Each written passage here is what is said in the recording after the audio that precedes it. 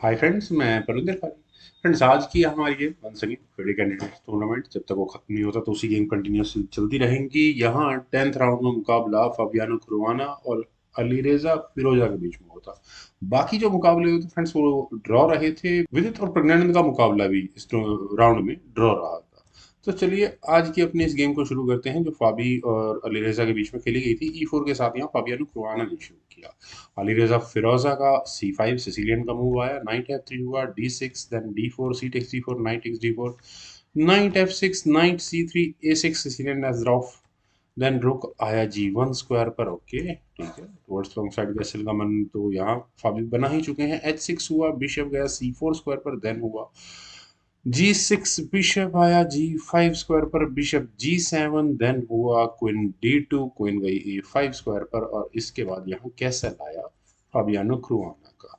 और फ्रेंड्स, यहाँ इस पॉइंट पर अभी इमीडिएटली कुछ है नहीं, लेकिन अलीरेजा ने काफी एक अच्छा मूव चला, मुझे ऐसा लगा कि काफी ब्रिलियंट था।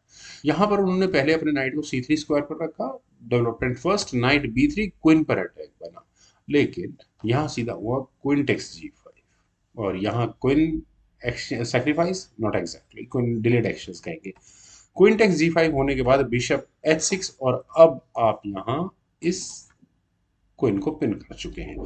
तो फाबी को बड़ा अच्छा मौका मिला, उन्होंने यहाँ सीधा किया H4। और अगर क्वीन आपको करनी है तो आप ही कीजिए, मेरे पास एक स्ट्रॉन्ग पोजीशन आ जाएगी। ऑब्वियस है, बिशप टेक्स G5 का मतलब होगा H टेक्स G5, नाइट पर अटैक बनेगा। ओके, नाइट यहाँ रख देते हैं G4 स्क्वायर पर। थ्रेट होगी यहाँ इस F2 पॉन पर अटैक बनाने की, और उसके बाद ये रीशफल होकर बिशप को डिस्टर्ब करने के लिए जा सकता है। तो दोनों खिलाड़ियों के पास अपने अपने फायदे और नुकसान है। खैर, बिशप E6 की ऑप्शन को पहले यहाँ अलीरेजा ने चुना और बिशप एक्सचेंज आस्किंग किया। मुझे ऐसा लगता है कि मुझे मतलब दिखने में ऐसा लगता है कि एक अच्छी पोजीशन है ये। बिशप टेक्स E6 किया जा सकता था। F टेक्स E6 होने के बाद हम्म, क्या करें। हाँ, अच्छा, ई पॉन को आगे पुश कर देते हैं। यहाँ क्या होगा, अगर नाइट टेक्स E5 होगा तो सीधा सीधा एफ पॉन पुश हो जाएगा, नाइट पर अटैक बनेगा, वो भी एक अच्छी कंडीशन है। लेकिन डी टेक्स E5 होने के बाद सबसे बड़ी प्रॉब्लम कि पॉन्स एक ही फाइल में तीन हो जाएंगे। फिर queen takes H6, rook takes H6 होने के बाद नाइट C5 किया जा सकता है, और यहाँ पर इन दो पॉन्स पर फॉक होगी। तो खैर ये हुआ नहीं, चलते हैं एक्चुअल गेम पर। यहाँ खेला गया बिशप E2 पहले। ये मूव भी सही है। किंग F8 स्क्वायर पर for Alireza, then knight D4। और वही इंटेंशंस, इस बिशप को डिस्टर्ब करने की तैयारी है। Not exactly, night x D4 का मूव अवेलेबल है यहाँ अलीरेजा के पास। रुक टेक्स D4 होने के बाद हुआ रुक C8, देन हुआ F4। और फ्रेंड्स फाइनली ये क्वीन की पिन खत्म हो चुकी है। कितनी देर से एक क्वीन बिशप के ऊपर रखी हुई थी। Bishop takes G5, H takes G5, knight को अब हटाना होगा। और अब इस पॉइंट पर इस नाइट के लिए जाने के लिए स्क्वायर अवेलेबल है। तो night G4, bishop takes G4 work करने नहीं वाला। रुक आया F1 स्क्वायर पर। देन हुआ बिशप D7। और यहाँ से नहीं, बिशप मैन्यूवर वर्क करेगा। वेल, क्वीन गई D2 स्क्वायर पर, then bishop C6, night D5। और फ्रेंड्स था मूव यहाँ पर। F5 यहाँ अलीरेजा ने किया, जी टेक्स F6 एंड पेसेंट हुआ, नाइट टेक्स F6। और यहाँ नाइट टेक्स F6 होने के बाद ठीक है, देन हुआ C4। फ्रेंड्स, जरा मैं एक मूव पहले की बात करूं, यहाँ अगर फाबियानो नाइट टेक्स F6 के ऑप्शन को चुनते हैं तो ज्यादा बेहतर नहीं था, क्योंकि ई टेक्स F6 होने के बाद रुक टेक्स D6 की ऑप्शन डायरेक्टली अवेलेबल थी। अब अरे हाँ हाँ हाँ, ये भी तो है, C2 पॉन भी तो है। बिशप टेक C4 होने के बाद ब्लैक के पास अपना फायदा होगा, बिशप बीच में लगाना होगा। मुझे लगा कि यहाँ पर ये पॉन चेक देने के साथ आराम से लिया जा सकता है। खैर, वो हो नहीं सकता, तो इसीलिए शायद फाबियानो ने एफ पॉन को आगे पुश किया। और अब यहाँ ब्लैक के पास ऑप्शंस हैं बिशप टेक्स D5 करने की। ई टेक्स D5 प्लेजेंट कंडीशन नहीं रहने वाली अलीरेजा के लिए, लेकिन गेम को इक्वलाइजर ही माना जाएगा। हाँ, व्हाइट के पास बहुत स्पेस है। ब्लैक के आप देखिए कि फिफ्थ रैंक में सिर्फ एक ही पॉन रखा है, और वही व्हाइट पूरे फोर्थ रैंक के टेरिटरी को कैप्चर करके बैठा हुआ है। खैर, किंग G7, ये मूव भी ठीक है, लेकिन ये के पॉन फॉर पॉन, सेंटर का पॉन गया। नाइट टेक C7 होने के बाद हुआ night take C4 check, king को हटाना पड़ा। Then night G3। फ्रेंड्स, यहाँ इस पॉइंट पर जस्ट एक मूव पहले, अगर मैं रुक से इस नाइट पर प्रेशर बनाना शुरू कर दूं तो क्या होगा। रुक E8 क्या करेगा? हाँ, बिशप ले लेते हैं B-टेक्स। खैर गेम को इक्वली कंसिडर करा जाएगा यहाँ से भी। खैर यहाँ अलीरेजा ने अपने नाइट को लिया G3 स्क्वायर पर और उनका इरादा यही है कि नहीं, ऐसा कुछ नहीं होने वाला, रुक E1 होगा ही होगा। Then knight E5। Okay, knight manoeuvre हो चुका है। मुझे लगा कि कहीं किंग से कुछ इस तरह का गेम प्ले ना बने, लेकिन वो बनेगा नहीं। Knight takes F5, G takes F5, then bishop take D3। Directly यहाँ पॉन मिल रहा था, एक बार देखें जरा। रुक टेक्स D6 था यहाँ पर। यहाँ से सर रुक सामने लग जाएगा, फोर्सफुली रुक एक्शन हो जाएंगे। कुछ इस तरह से गेम चलेगी। चलिए कोई बात नहीं, बिशप आया D3 स्क्वायर पर, रुक F8 और यहाँ पॉन पर कर लिया गया है डिफेंस। रुक टेक्स F6, वो तो पॉन मिलना ही था। रुक आया F6 स्क्वायर पर, रुक एक्शन की कोशिश है, लेकिन C5 ब्लैक ही करेगा अगर करना है तो। H4 फ्रेंड्स, H पॉन आगे पुश होने के बाद अब कम से कम कुछ देर के लिए ब्लैक का दूसरा रुक फ्री हो चुका है। रुक से आई चेक, किंग गया G6 स्क्वायर पर, देन हुआ रुक E5 और प्रेशर कहाँ बना है? इस F5 पॉन पर। इसका डिफेंस है क्या कोई? पहला डिफेंस तो यही है कि रुक एक्सचेंज कर लो।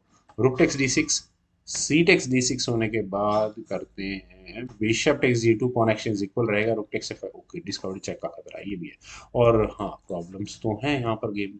देन बिशप F3 चेक होगा, किंग। नहीं, प्रॉब्लम्स हैं, काफ़ी अच्छी खासी प्रॉब्लम्स है। वेल, चलते हैं गेम पर। यहाँ फ्रेंड्स खेला गया था रुक H5।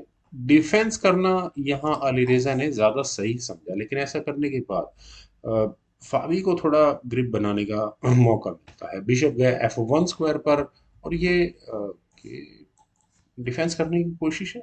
रुक टेक्स D6, सी टेक्स D6 और इतनी देर से शायद इसी मूव का यहाँ फाबियानो वेट कर रहे थे।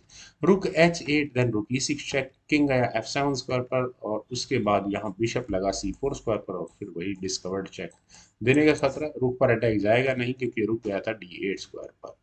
शायद किंग भी मूव हो सकता था डिस्कवर्ड चेक से बचने के लिए। खैर किंग E1 यहाँ पहले व्हाइट ने किया और व्हाइट का इरादा यही है। ठीक है, रुक को के सामने किंग आ रहा है, उसे हटाओ यहाँ से। किंग गया G7 स्क्वायर पर, then king F2, A5, A3, B5, bishop आया D3 स्क्वायर पर और फिर वही यहाँ पॉन पर अटैक है। डिफेंस है क्या कोई इसका? ओके, बिशप D5, रुक पर अटैक बना है तो रुक गया E7 स्क्वायर पर। और फ्रेंड्स यहाँ इस पॉइंट पर मेरा मानना है डेफिनेटली ये पॉन नहीं छोड़ना चाहिए था अलीरेजा को, लेकिन इतना नुकसान भी नहीं है। हाँ, चेक का आने के साथ किंग F6 एक ऑप्शन थी। ओके, हाँ चेक भी तो थी, मैं तो भूल गया। चेक से बचना भी जरूरी था ना। रुक को रुक के ऊपर किंग को लगाने की कोशिश करनी चाहिए थी। खैर यहाँ पहले खेला गया बिशप F7, क्वेश्चनेबल है। क्यों क्वेश्चनेबल है? लेकिन इतना बड़ा नुकसान भी नहीं है। बिशप टेक्स B5 तो होगा ही होगा और अगले मूव में थ्रेट क्या होगी यहाँ पर? कुछ बिल्कुल प्रेशर बनाने की हुई तो किंग F6 अब करना ही पड़ा यहाँ पर अलीरेजा को। और यहाँ अगले मूव में अलीरेजा थ्रेट क्या दे रहे हैं? कम से कम पॉन को तो लेने की थ्रेट दे ही रहे हैं। इसका डिफेंस अगर करा जाए तो बिशप D7 एक मूव बनता है, लेकिन बहुत कॉम्प्लेक्स हो जाएगी सिचुएशन वहां से, वो ठीक भी नहीं होगा। खैर यहाँ रुक C7 के ऑप्शन को पहले फाबी ने चुना, परफेक्ट है यहाँ पर ये सिचुएशन। रुक टेक्स D6 हुआ, देन रुक C6, फोर्सफुली आपको क्वेश्चंस करने पड़ेंगे। Rook takes C6, bishop takes C6 और अब जरा करें हम आफ्टर मैच। 3 पॉन्स यहाँ ब्लैक के पास है, 4 पॉन्स व्हाइट के पास है और एक सबसे बड़ी प्रॉब्लम है। ठीक है, यहाँ पर रेजा के ए फाइल और एफ फाइल वाले पॉन सुरक्षित है, लेकिन समस्या है खासकर यहाँ इस एच पॉन के साथ। एक पॉन की लीड फाबी के पास है, लेकिन बिशप एंड गेम के लिए क्या ये बहुत बड़ी लीड है? बिल्कुल नहीं।